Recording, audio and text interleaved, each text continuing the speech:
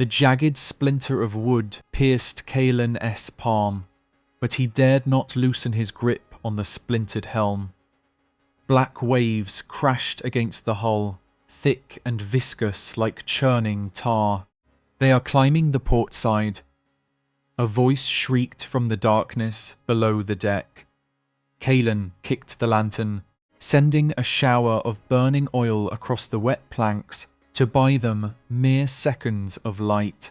In the brief fiery flash, a scaled, multi-limbed monstrosity hissed and retreated into the boiling ocean.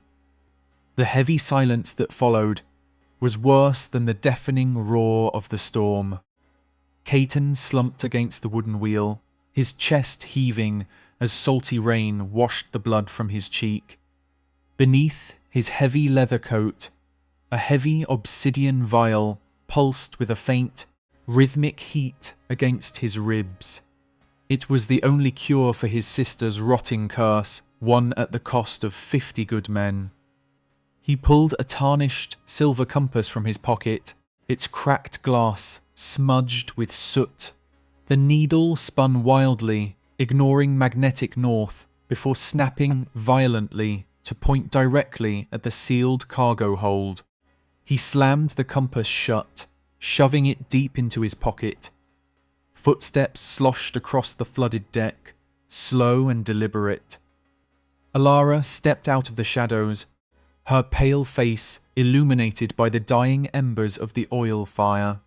She wiped a streak of black ichor from her rusted cutlass, her eyes locked on his chest where the vial lay hidden. Around her left wrist, a frayed hemp rope bracelet dangled, a symbol of the oath they had sworn a decade ago. "3 more gone," she whispered, her voice devoid of any grief. Caelan rubbed his thumb aggressively against the rough calluses of his palm. "We will reach the cleansing shores by dawn," he said, staring at the mast instead of her eyes. Alara tilted her head, her gaze lingering on his restless thumb. A rotten gust of wind swept across the deck, carrying the unmistakable stench of sulphur and decay. The ocean suddenly went completely flat, the turbulent waves instantly smoothing out into a terrifying mirror.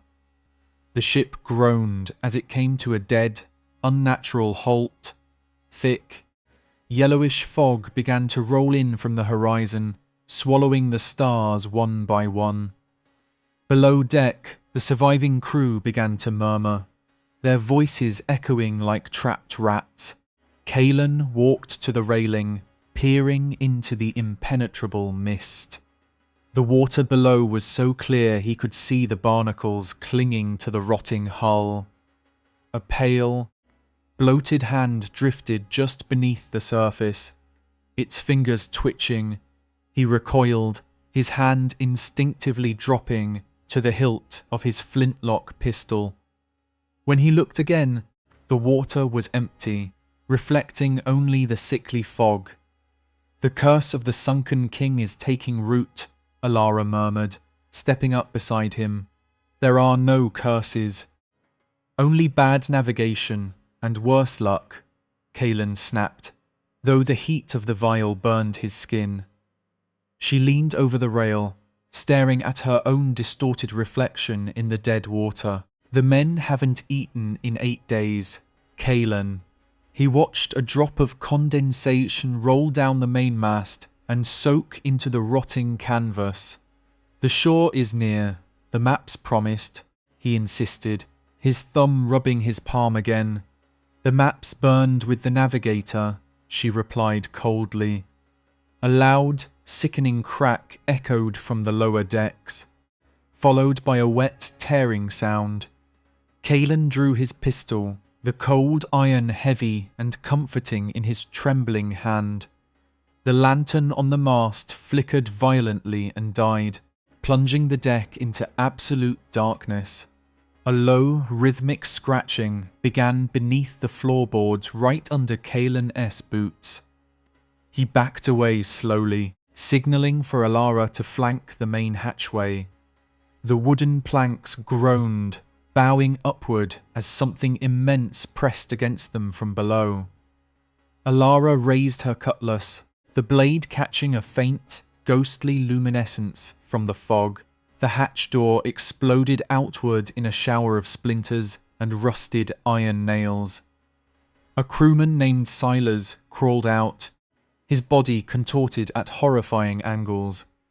His eyes were completely milk-white, staring blindly at the bruised sky. "He demands his tithe," Silas choked out, seaweed spilling from his open mouth. Kalen levelled the pistol at the man's chest, his finger tightening on the trigger. Silas smiled, a horrific stretching of dry lips, before violently hurling himself backward over the railing into the abyss. The splash was tiny, quickly swallowed by the oppressive silence. Kalen rushed to the edge, but the flat ocean showed no ripples. "The hunger is driving them mad," Ilara whispered, though her grip on her sword remained perfectly steady. He pulled out the silver compass again, flipping open the soot-stained lid. The needle was no longer pointing at the cargo hold. It was spinning in frantic, aggressive circles. The fog grew thicker, creeping over the railings and blanketing the deck in a knee-deep sea of grey. A phantom breeze ruffled Kalen's coat, bringing the sound of distant, agonizing weeping. "We need to barricade the lower deck," Kalen ordered, turning toward the splintered hatch. Before he could take a step, a massive shadow loomed within the mist, just off the starboard bow.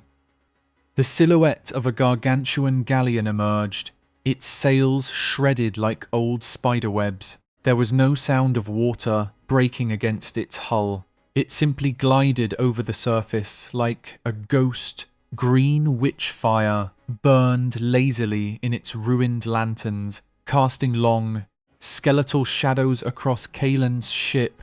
"Get down!" Kalen hissed, dragging Ilara behind the heavy wooden water barrels. Heavy grappling hooks, forged of rusted iron, soared silently through the air, biting into the ship's railing. The wood splintered and screamed as the invisible lines pulled taut, dragging the two vessels together. Kalen felt the obsidian vial, practically boiling against his ribs, reacting to the dark magic approaching from the fog. Figures began to swing across the ropes, landing on the deck with wet, heavy thuds. They wore the rotting uniforms of the Royal Armada, but their faces were hidden beneath barnacle-encrusted diving helmets. Kalen cocked the hammer of his pistol, the mechanical click sounding deafening in the silence. The nearest figure snapped its heavy bronze helmet toward the noise. Water poured from the helmet's grill as the creature raised a rusted, serrated harpoon. Kalen fired, the muzzle flash illuminating the fog in a brief strobe of orange fire. The lead ball punched clean through the creature's chest armor, but it didn't even flinch. Ilara vaulted over the barrels, her cutlass sweeping in a deadly arc to sever the creature's arm. Thick, black mud sprayed from the stump instead of blood, smelling of ancient seabeds. The creature dropped its harpoon, lunging forward to grab Ilara with its remaining hand. Kalen drew his heavy naval saber, driving it straight through the gap in the creature's neck joint. The monstrosity collapsed into a pile of empty armor and wet sand. "They aren't men," Ilara shouted, kicking the helmet away. 3 more of the mud creatures dropped onto the deck, completely cutting off the path to the helm. The remaining crew, armed with belaying pins and boarding axes, rushed up from the lower deck. A chaotic melee erupted, the clash of steel ringing out against the dull thuds of wet earth. Kalen parried a heavy strike, spinning on his heel to kick a creature back into the mist. The obsidian vial burned so intensely he could smell his own flesh scorching beneath his shirt. "Fire!" Kalen bellowed over the din of battle. "They are born of the deep. Use fire." He snatched a fallen torch, striking his flint and steel against it until a spark caught the pitch. He hurled the blazing brand into the chest of an approaching creature, which immediately shrieked and turned to dry ash. The crew saw the weakness and scrambled for lanterns, oil flasks, and anything that could burn. A sailor threw a barrel of lamp oil across the deck, shattering it against the mainmast. Kalen hesitated for a fraction of a second, realizing what they were about to do. Without a mast, they would be permanently marooned in this cursed ocean. Another wave of creatures swung over, their harpoons glinting in the faint green light. Alara looked at Kalen, her eyes silently asking for the agonizing command. "Burn it!" Kalen roared, throwing a lit lantern into the puddle of oil. A wall of blazing orange fire erupted skyward, climbing the grease-soaked canvas of the mainmast. The intense heat pushed the unnatural fog back, creating a massive dome of clear visibility. The mud creatures shrieked, their wet bodies baking and cracking in the radiant heat of the bonfire. One by one, they collapsed into piles of hardened clay, retreating from the blinding light. The ghost galleon severed its own grappling lines, slowly drifting back into the impenetrable darkness. The crew cheered, a hollow, desperate sound, as they watched their only means of returning home burn to ashes. Kalen leaned heavily on his sword, watching the mast slowly blacken and char against the night sky. The immediate danger was gone, but the trap had firmly closed around them. He looked down at the compass in his hand, expecting the needle to rest. Instead, it pointed sharply toward the center of the cheering crew. His thumb began to rub aggressively against his palm, a cold dread washing over his exhausted mind. Alara walked up to the burning mast, holding her hands out to warm her shivering fingers. The frayed rope bracelet on her wrist caught the firelight, its fibers stiff and dry. "We survived the night, Captain," a sailor muttered, dropping an axe onto the deck. "We are stranded," Kalen replied, his voice devoid of emotion. The crew exchanged dark, hungry glances, the euphoria of survival instantly replaced by the gnawing reality of starvation. A hulking bosun stepped forward, his eyes fixed on Kalen's chest. "You carry the sun vial." "Captain," the boatswain growled, his hand inching toward his belt knife. "It is for my sister," Kalen warned, raising his saber slightly. "One dying girl in exchange for 20 loyal men?" The boatswain spat, taking another step. Kalen knew the vial held pure, condensed life essence enough to cure the plague, or feed a crew for a year. "If you open the seal unworthily, it will turn your blood to molten glass." Kalen lied, his thumb rubbing his palm. Alara stood slowly, turning away from the fire to face the mutinous crew. "The captain has spoken," she said, resting her hand on the pommel of her cutlass. The boatswain sneered, drawing a long, jagged gutting knife from his belt. "Then the captain will die with his secret." 5 other men drew their weapons, forming a tight semicircle around Kalen and Alara. The burning mast groaned above them, showering the deck in a rain of glowing red embers. Kalen braced for the attack, his exhausted muscles protesting every movement. Before the boatswain could lunge, a silver blade suddenly erupted from his chest. Alara stood behind him, her cutlass driven clean through the mutineer's back. The crew froze in shock as the hulking man collapsed, gasping his final breaths into the wet planks. "Anyone else want to challenge the captain?" Alara asked, wiping her blade on the dead man's coat. The remaining mutineers exchanged terrified glances before slowly dropping their weapons and backing away into the shadows. Kalen let out a breath he didn't know he was holding, lowering his saber. "Thank you," he whispered, staring at the corpse at her feet. Alara didn't respond. She just kept wiping the already clean blade over and over again. The silence returned, heavier and more oppressive than before, broken only by the crackle of the burning mast. Kalen pulled the silver compass out once more to check the direction of the cursed energy.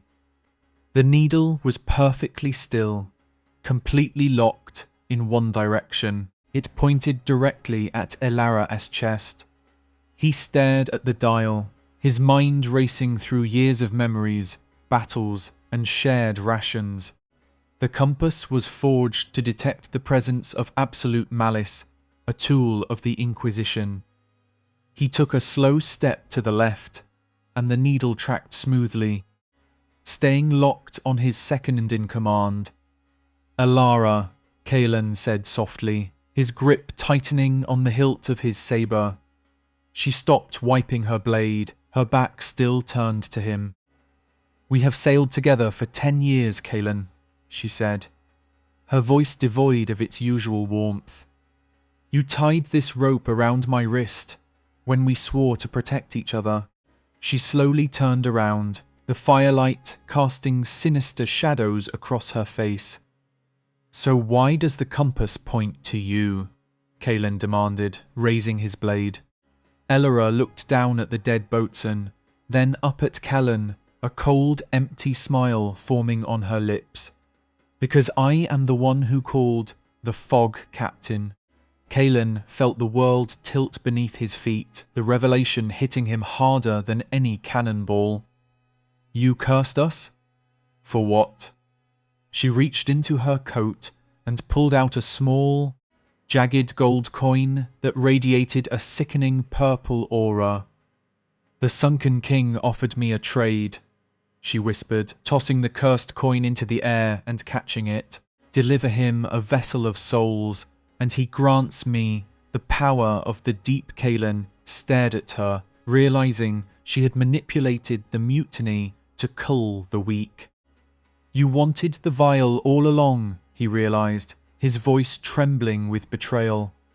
"The vial's ward only kills those who steal it by force," Alara explained, taking a step toward him. "I needed you to give up, to break, to hand it to me willingly, to save the crew." She pointed her cutlass at his chest, the tip hovering inches from where the vial rested. "But you are too stubborn, Kalen, so I had to escalate the misery." Kalen pulled the obsidian vial from his coat, holding it up in the firelight. The glowing liquid inside churned, sensing the dark magic of the coin in Alara's hand. "My sister will die without this," he stated, stepping toward her blade. "Your sister is already dead, Kalen," Alara hissed venomously. "The plague took her months ago." He stopped, his heart freezing in his chest. "You lie," he whispered, though his thumb instinctively rubbed against his palm. "Deep down." "You've known it?" she mocked, inching closer. "You just needed an excuse to chase a legend." A sudden surge of white-hot fury erupted in Kalen's veins, erasing all his exhaustion. He lunged forward, not with his sword, but with his bare hands. Alara thrust her cutlass, aiming for his shoulder to disarm him. Kalen didn't dodge. He let the blade pierce his flesh, ignoring the agonizing pain. He grabbed her wrist with his bleeding hand, his fingers locking around the frayed rope bracelet. "I swore to protect you," he roared, the blood pouring down his arm. With a violent twist, he snapped her wrist, sending the cutlass clattering to the floorboards. Alara screamed, a horrifying, inhuman sound that echoed the shrieks of the mud creatures. She lashed out with her other hand, burying a hidden dagger deep into his side. Kalen coughed blood, staggering backward, but he kept his grip on the vial. Alara tackled him to the deck, her fingers clawing desperately at his chest to rip the vial away. "Give it to me!" she shrieked, her eyes entirely consumed by a dark, abyssal blackness. Kalen looked into the face of his oldest friend and saw absolutely nothing left of humanity. As her fingers brushed the obsidian glass, he made his choice. He didn't pull it away. He slammed his palm onto the top, breaking the ancient wax seal. A blinding blast of pure, golden light erupted from the container, engulfing them both. Alara shrieked in absolute agony as the pure energy collided with the dark magic of the sunken king. The cursed coin in her pocket melted into slag, searing through her coat and skin. She scrambled backward, her hands smoking, her eyes wide with terror as the light consumed the shadows. "You doomed us both!" she cried out, her body beginning to turn translucent. Kalen watched as the healing magic of the vial, unleashed without a conduit, rapidly accelerated time. The rotting wood of the deck instantly sprouted green saplings, vines wrapping around the cannons. Alara S-form dissolved into ash, scattered by a sudden, fresh gust of sea breeze that swept away the fog. The compass on the deck finally stopped spinning, pointing directly at the clear, starry northern sky. Kalen collapsed against the railing, clutching his bleeding side as the golden light faded. The vial in his hand was now empty, just a piece of mundane black glass. He had sacrificed the cure, his ship, and his best friend, just to survive the night. The remaining crew emerged slowly from below deck, blinking at the clear sky and the thriving vegetation covering the ship. They looked at Kalen, bleeding and broken, holding the empty vial. There was no mutiny left in their eyes, only a profound, hollow despair. The ocean began to ripple, a steady current catching the hull and pushing them gently northward. Kalen picked up the frayed rope bracelet from the pile of ash that used to be Alara. He tied it slowly around his own wrist, the rough hemp biting into his skin. The journey home would take years, and the ghosts of this night would navigate every star. He closed his eyes, listening to the gentle lap of the waves against the hull. Even in the silence of the open sea, he could still hear the faint, mocking jingle of a cursed gold coin